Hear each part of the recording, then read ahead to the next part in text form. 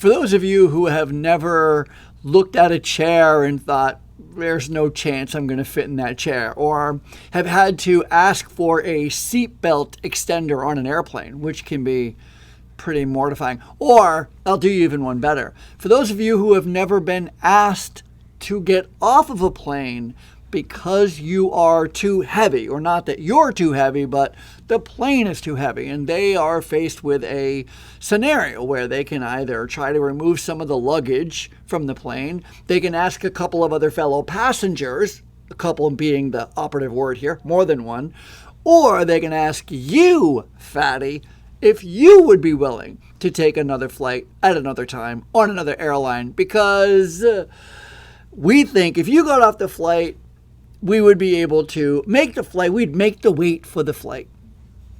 For those of you who have never experienced that, never experienced the side eyes, never experienced the embarrassment of everyday life as somebody 350 plus pounds, then you might not be able to relate to the story I want to share. But for those of you who have been in my shoes or are currently in my shoes, maybe this story will hit a little bit of a nerve. I don't know. But this is what happened. The other day, I was at an airport, and we are going up a few flights, and the escalator is not working. And so we're all taking an elevator, and everybody's got bags. So there's a long line at the elevators.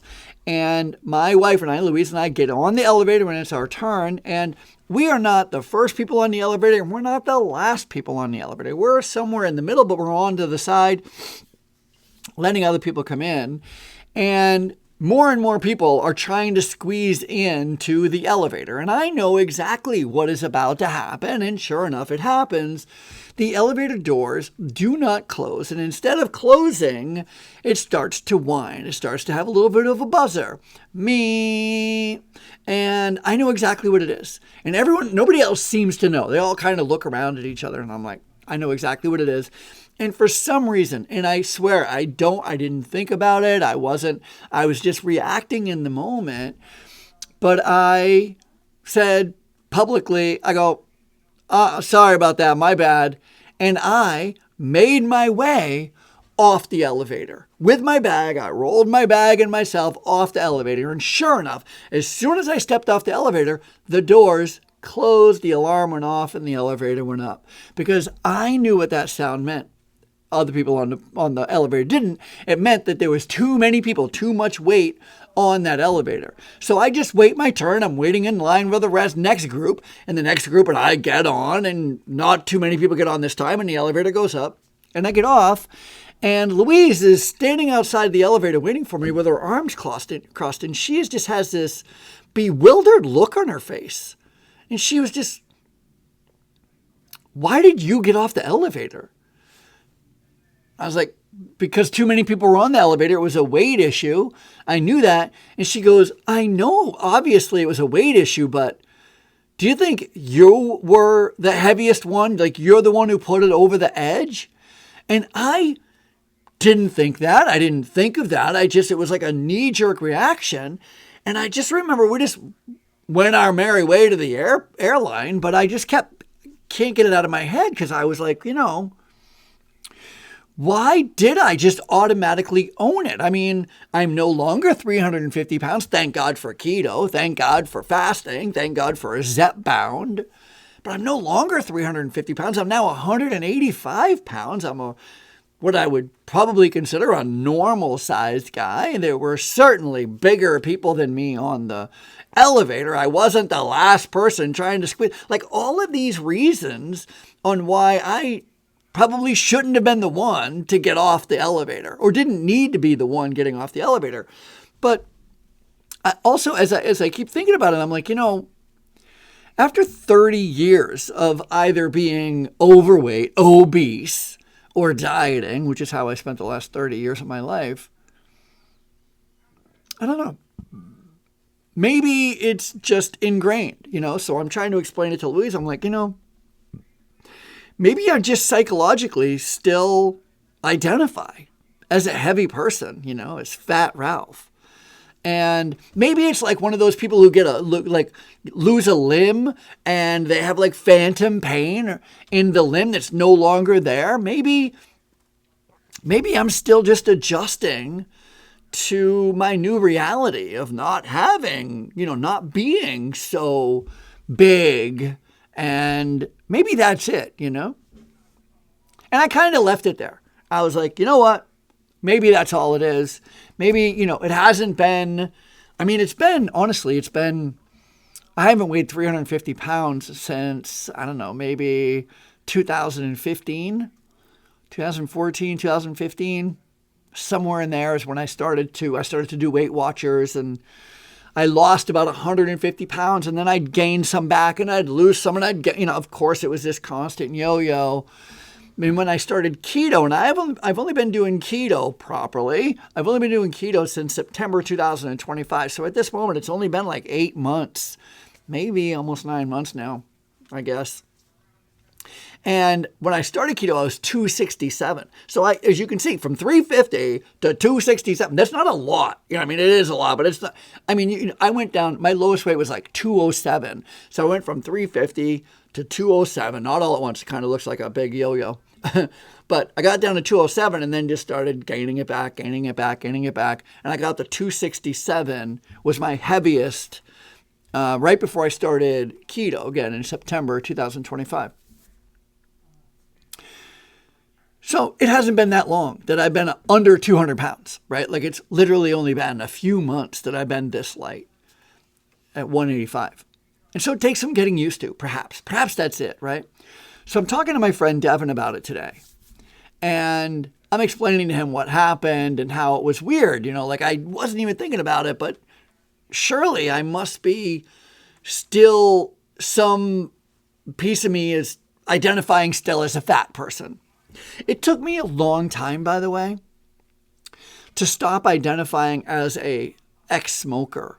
It took me even longer to stop identifying as an alcoholic. I had a real big problem with smoking cigarettes. I smoked for 15 years, finally quit on my 30th birthday after my dad had been diagnosed with emphysema. And he called me and he said, please, whatever you do, please quit smoking. He was like 52 when he found out that he had emphysema and he only had 8 or 10 years left. And he truly only had 10 years. He died within 10 years of smoking. And so my dad was like, please, please, please give it up. And so thank God for my dad in that moment. It's terrible that he had to suffer as much as he did in order to save my life. But drinking was the same thing, except drinking was harder to stop identifying as an alcoholic. And there are some people in my circle who would still argue that I am an alcoholic, and I'm not.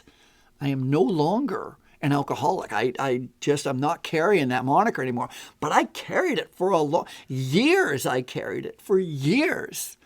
And so I'm saying that only to say, like, it's reasonable to go, like, maybe it's going to take a couple of years for me to stop identifying as a fat person, stop seeing myself as the overweight person. Because when I'm not looking in a mirror, which I don't do 24/7, of course, I don't think of myself as thin. I still kind of see myself the way I've always seen myself, in the way, obnoxious, overweight, unworthy. I always want to just be hidden, just be like, don't look at me, good Lord. I just don't want it to be pointed. I can't tell you how many people are like, oh my God, you've gained so much weight.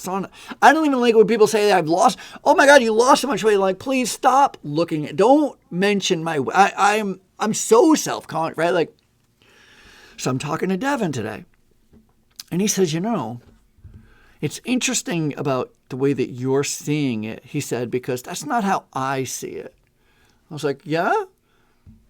How do you see it? And he says, well, if that were me, and he's like, and it is me, I'm always yo-yoing. He's, he and I are, you could probably put our weight charts together and they probably go together. Like, we're always just up and down, up and down, up and down.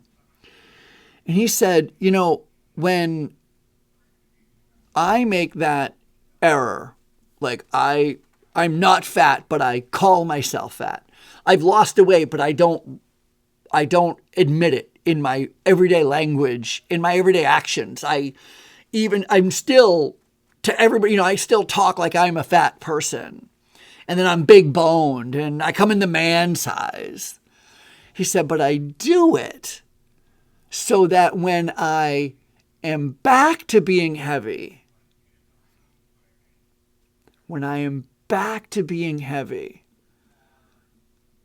it's just how I've always been. It's just how I've always been. Even when I lost the weight and I was thin, it was only, I know, it's only a matter of time. If history is any indicator, it's only a matter of time before I will be heavy again.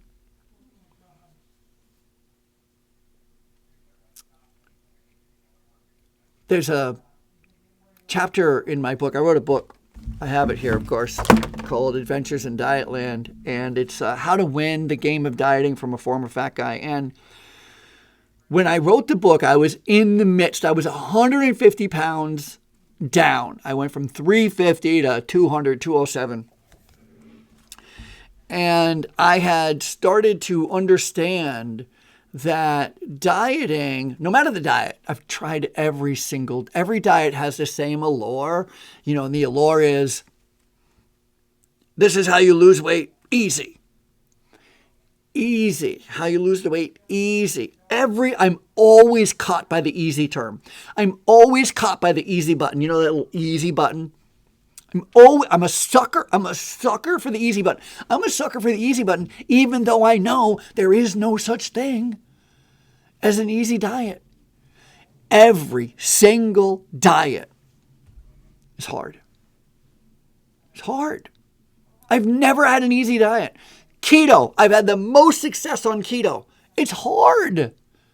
It's hard. It's not easy. Carnivore is too hard for me, quite honestly. Carnivore's rugged. Weight Watchers is hard.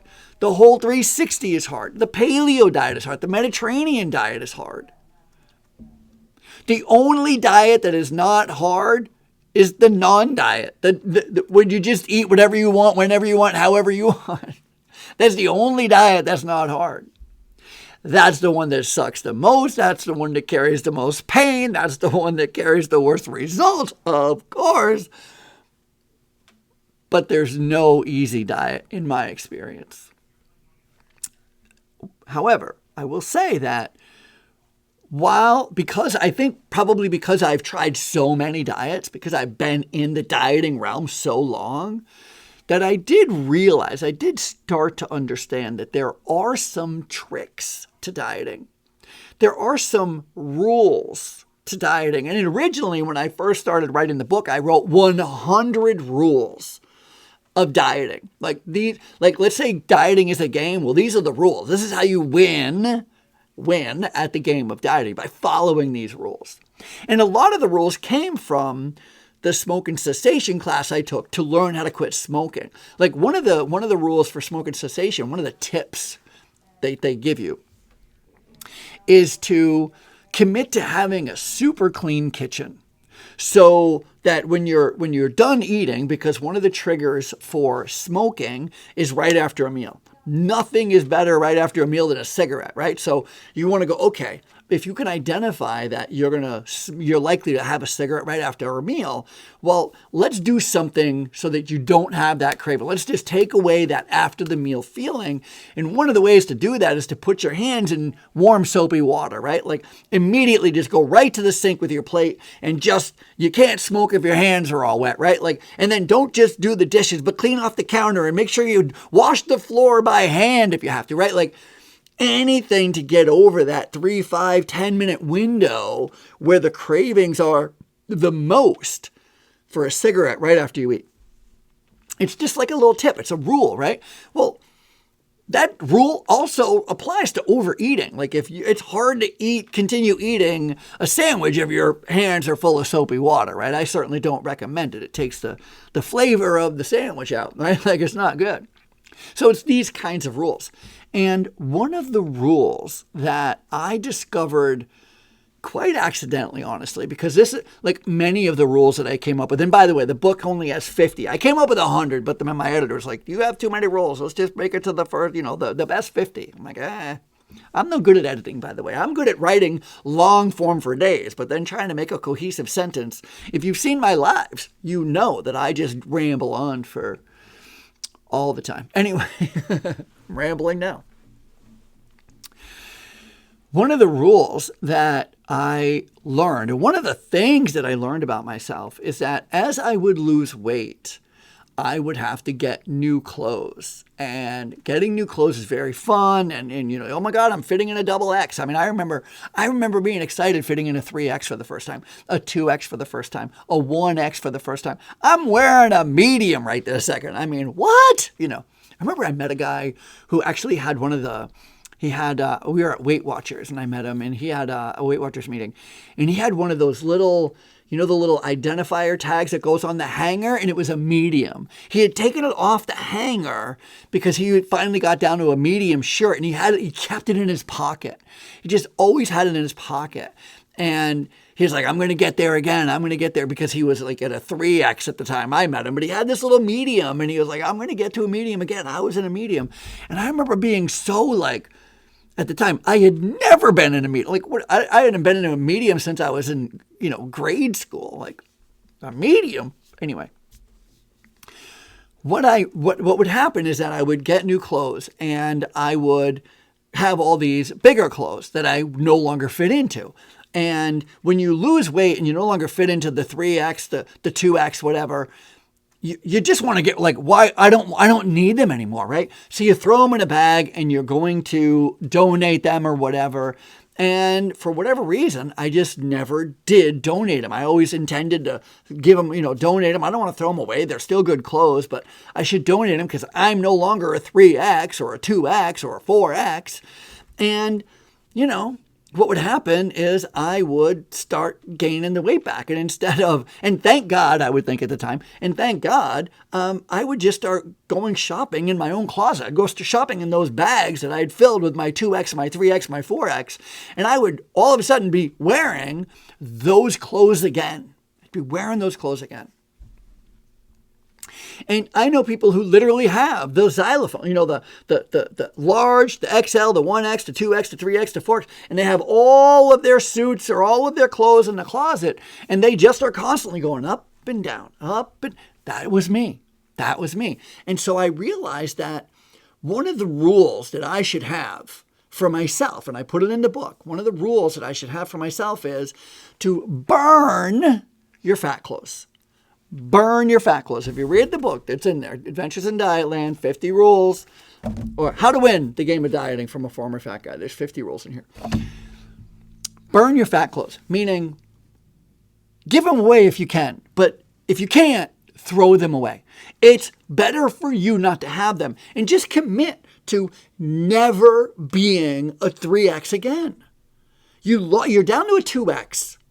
If you're down to a 2X, throw away or give away, get them out of your house in any way you can. Anything bigger than the 2X that you fit in right now. If you no longer fit into a 3X or 4X, do this commitment to yourself. Say, I am committed right now. I am never going to be a 3X again. I'm never going to be a 4X again. Just chuck them. Because what happens if you don't is you start to creep. I'm going to be honest with you.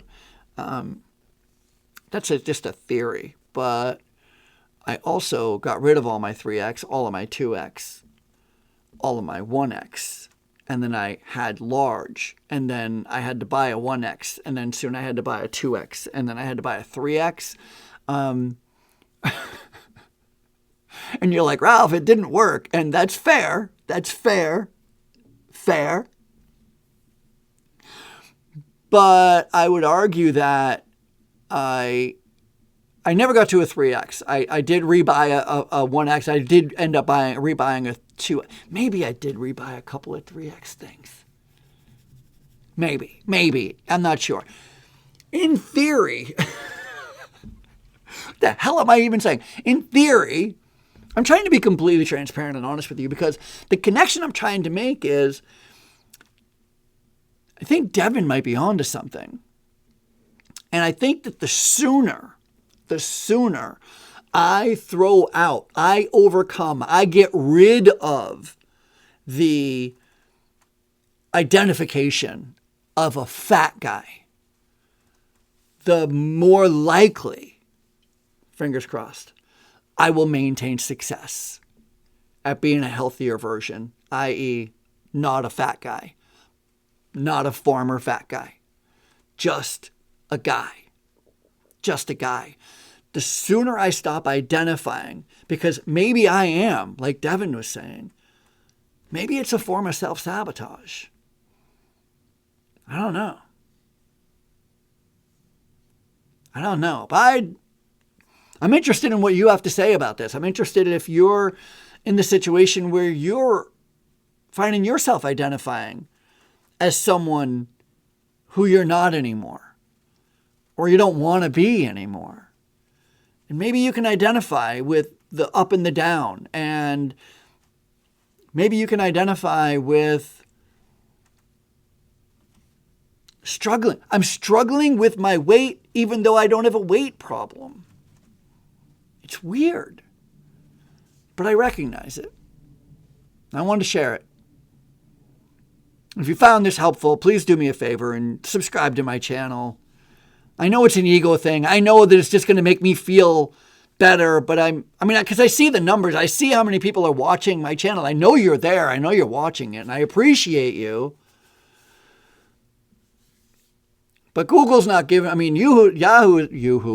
Lord, YouTube's not giving me any love because I don't have enough subscribers. So they want more subscribers in order to give you more tools to do stuff, to reach more people. And so I'm begging you, if you find this helpful, if you're like, this guy's a blowhard, doesn't know what the hell he's talking about, shut up. I'm totally against dieting and keto and I don't need any of that stuff. Great. Totally fair. Totally fair. There's 8 million people talking about dieting at this very moment, I imagine. I'm not the only one, and I'm not the best one doing it, but if you like what I have to say, if you like my takes, if you like my stories, if you like what I'm sharing, please subscribe, comment, like it, send me an email. Come on my show. I want to hear your story. I want to hear everybody's story. I want to hear everybody's version of what they're going through. I'm interested. Selfishly, I'm interested. I'm interested because I want to win. I want to win. I want to live long. I want to be healthy. That's it. I'm Ralph Peterson. This has been a little bit of a tangent on Unapologetically Keto. I'll see you later.